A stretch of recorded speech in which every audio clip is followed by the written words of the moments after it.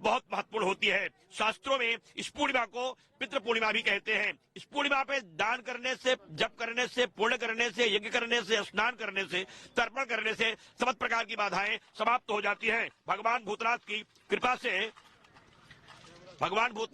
समस्त लोगों को बाबा विश्वनाथ की कृपा प्राप्त करने के लिए इस अनुष्ठान को पूरी श्रद्धा के साथ करना चाहिए। आज भगवान सूर्य को 108 अर्घ देना चाहिए। बड़ी बात बता दें आप चैनल पे, क्योंकि 27 नक्षत्र है, हर नक्षत्र को 4-4 बार अर्घ दे, और उस ऐसा करने से आपकी जो भी इच्छाएं हो वो पूर्ति हो जाएंगी।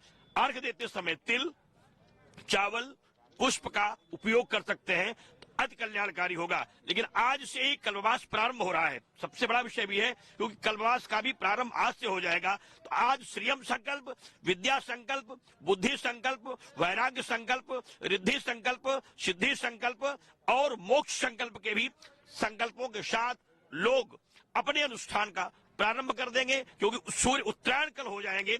उत्तरायण सूर्य होते ही मोक्षगामी लोग और विद्या बुद्धि प्राप्त करने वाले लोग महाविद्या और महातंत्रों का प्रयोग भी प्रारंभ कर देंगे। यज्ञ अनुष्ठान का संकल्प लेने वाले आचार्यगण आज से लेकर के महाशिवरात्रि तक सभी विधियों के साथ तंत्र, मंत्र, यंत्र का प्रयोग करते हुए अपनी क्रियाओं की पूर्ति के लिए भगवान महाकाल और भगवती मां गंगा और द्वादश माधव के मध्य बसने वाले भगवान नारायण श्री हरि की अनुग्रह प्राप्त करने के लिए अनुष्ठान करेंगे। महाराज जी, कल्पवास की शुरुआत हो गई, आपका भी कल्पवास शुरू हो गया है, किस तरह से कल्पवास? देखिए, कल्पवास की जो विधि है इस बार फिलहाल बहुत नियम के, इसलिए अनुष्ठानों के साथ कल्पवास प्रारंभ हो रहा है, क्योंकि 144 वर्ष बाद जो पावन पर्व मिला है, इसमें तमाम साधक अब की बार तो ये संकल्प ले लिए हैं कि हम लोग एक बार भी अन्न नहीं लेंगे, केवल एक बार फलाहार लेंगे। इससे तमाम संत विद्वान साधक आए हुए हैं जो एक ही बार लोग जो गृहस्थ है वो अन्न लेंगे, और 3 बार गंगा स्नान करेंगे। गंगा स्नान करने के बाद सारे लोग गंगा जल का सेवन करेंगे, भूमि में शयन करेंगे, महामंत्रों का जप करेंगे, गुरु मंत्रों का जप करेंगे, पाठ करेंगे, शास्त्र नाम का, रामायण का, सुंदरकांड का, हनुमान चालीसा का, देवी कवच का, देवी चालीसा का। जो महाराज जी, कल्पवास की क्या आज शुरुआत हो गई है? किस तरह से कल्पवास की शुरुआत है? आपका भी कल्पवास शुरू हो गया है क्या?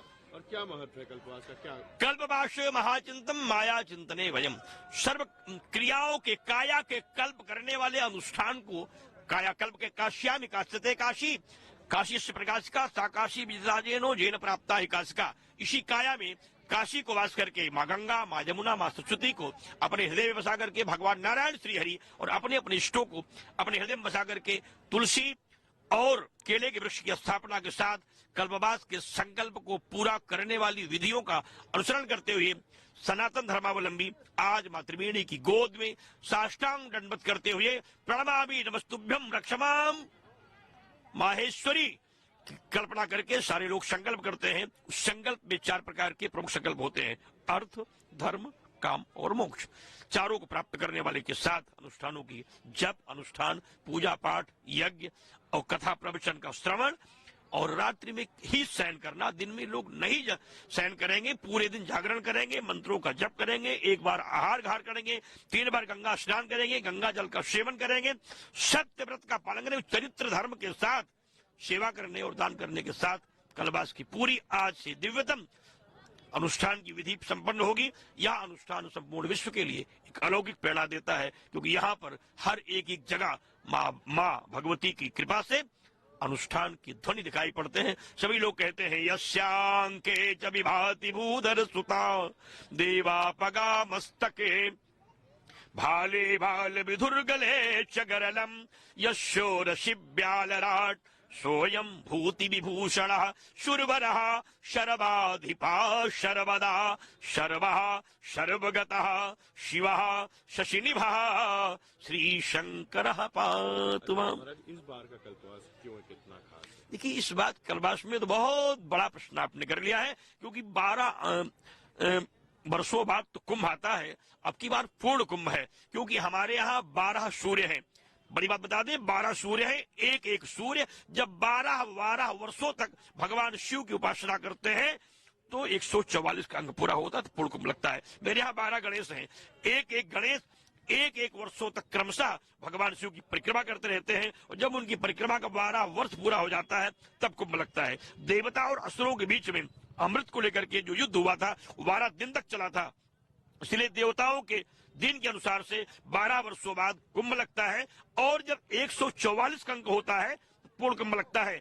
चौथा विषय हमारे यहाँ जो शास्त्रों में है वह यह है कि 12 अंगुल का ही मेरा यह अंक होता है, जिसमें शिवलिंग की जो स्थापना होती है, जो मूर्तियां स्थापित होती हैं, 12 अंगुल से बड़ी किसी घर में प्रवेश नहीं करती है। इसलिए उन्हीं 12 अंगुल को आधार मान करके 12 के अंक को हम लोगों ने भगवान शिव के 12 ज्योतिर्लिंगों के रूप में देखा है। इसलिए जब वह अंक पूर्ण होता है तो कुंभ लगता है। और ये कुंभ तो जब जैसे ही मकर राशि का सूर्य अपने दिव्यतम स्थानों में प्रवेश करता है तो गुरु और मकर की दिव्य गति के अनुसार से ये पावन कुंभ जब हम सब के लिए आता है तो अमृत की कृपा और दया को भी प्रदान करने लगता है, क्योंकि ऐसे कुंभ में आने के बाद मोक्ष की कल्पना करने वाले योगियों को भी मोक्ष प्राप्त हो जाता है, सिद्धियों को सिद्धि और रिद्धियों को रिद्धि, विद्यार्थी को विद्या, धनार्थी को धन, पुत्रार्थी को पुत्र और राजार्थी को राज प्राप्त हो जाता है।